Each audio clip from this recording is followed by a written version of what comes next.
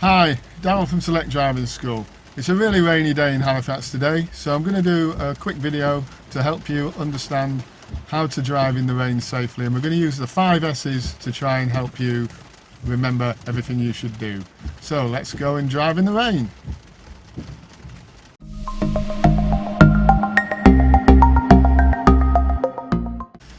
So driving in the rain needs a bit more care and attention because obviously you've got reduced visibility and potentially reduced stopping distances. So there's 5 S's to help you remember what to do. The first S is see, be able to see properly. The second S is seen, be seen, make sure you can be seen by other road users. The third S is space, leaving plenty of space between you and other road users when you're on your drive. The fourth S is speed. Reduce your speed to make sure you can stop when it's within the distance it's safe, and also to deal with upcoming hazards. And the final S is splash, and that's to do with basically not drenching other road users. So 5 S's: see, be seen, space, speed, splash. So let's have a look at the first of those and then go through them. So the rain's coming down quite heavily, so the first thing to do is to deal with the outside of the windows. We need to make sure that we can see out of them. So we're going to use the front wipers. So we've got a switch here, many cars will have something similar. A lot of cars now have got an auto setting, which this is no different. So if I move that up 1 notch, the wipers go onto auto and we get a wipe every so often, which will clear the front windscreen. If you find that your auto wipers are not doing what they should, then remember there'll always be manual positions as well. So this one is on steady, and if I move it up again, you'll see that they speed up. But generally speaking, if you leave them on auto, they'll do what they need to when they need to. We also need to do the rear wiper. On this car there's a little flick switch just there, and when I operate that, the rear wiper will come on and clear the rear windscreen, which we can see in the mirror. So that's the front and rear windscreen taken care of, but what about the side windows? So they'll also have rain on the outside, which can distort your view. So for those, we're simply going to wind the windows down and then back up again. So the window winds down, back up, and a lot less rain on the outside, and also you'll notice it's cleared the inside as well because they're misting up a bit. So it's the front windscreen, that's misting up. So we're going to operate the demister controls, and they are found in the center console. We have the rear demister, the front demister, and with the front demister we also have to increase the fan speed and possibly the temperature. This car's got a nifty little feature. If we press this max button, it'll do everything in one go. So that's operating the front and the rear, getting the heat right up, and you can hear the fans are coming on and the windows quite quickly clear. For the back window, you can see that's still quite misty, but if you look carefully you can see that the little black lines are starting to grow, and that's those black elements across the back windscreen gently heating and getting rid of the mist.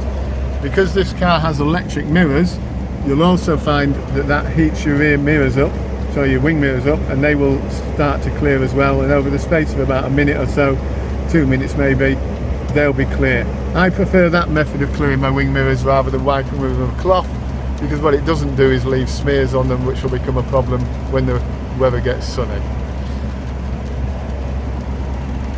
So we dealt with the first S, which is to see.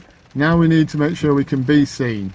If you need to operate your wipers, then you should also put your dipped headlights on. So on this car, if you want to do it manually, then you just turn this ring to the dipped headlight position, not the side lights, and we'll see on the dashboard that the dipped headlights have come on. But again, this car also has an auto setting. If we leave it in auto, because the car's decided to switch the wipers on, it also switches the headlights on. Now remember, it's important to use your headlights, not just your side lights or your daytime running lights. Side lights are not really bright enough, so not really going to help you to be seen, and daytime running lights will only illuminate the front of the car, not the back. So you can't necessarily be seen from behind as easily, and that's going to be particularly important in spray. So that's dealt with the controls in the car so that you're ready to drive, so we can see and be seen. Now we need to take a short drive and have a chat about space, speed and splash.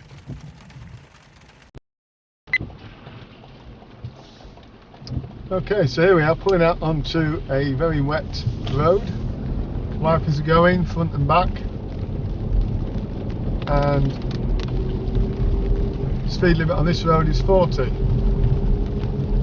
But because it's so wet, we don't really want to necessarily get all the way up to 40. We'll be creating a lot of spray and splashing with that.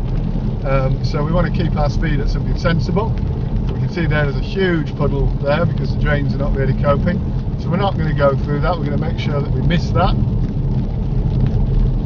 and don't risk. There's a couple of big issues with going through deep puddles. One is you don't necessarily know what's in them, so you could have a problem causing problem to your car. Another is that if it's particularly deep and you just take the near side into it, that might cause the steering to lose control from you for a moment.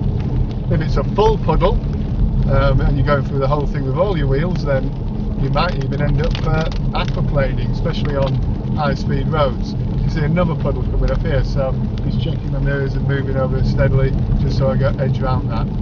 And then finally, the other reason for not going through it is we don't want to splash pedestrians unnecessarily.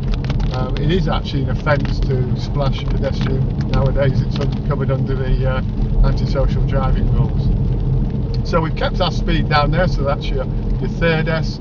We've kept well back from the vehicles in front, so that's creating extra space, giving me more stopping room because we are on wet roads. Our stopping distances are likely to be double what they would be in the dry, and we've covered a little bit about trying to make sure that we don't create unnecessary spray or splash.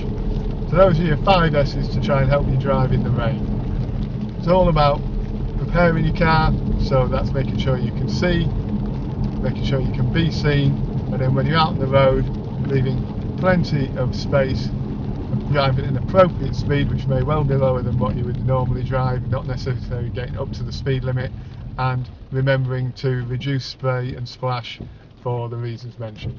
I hope you find the video useful. I hope it reminds you what you need to do when the rainy days do come. If you like the video, please click like. You can also find more at my YouTube channel and also on my Facebook page and website. Thank you very much.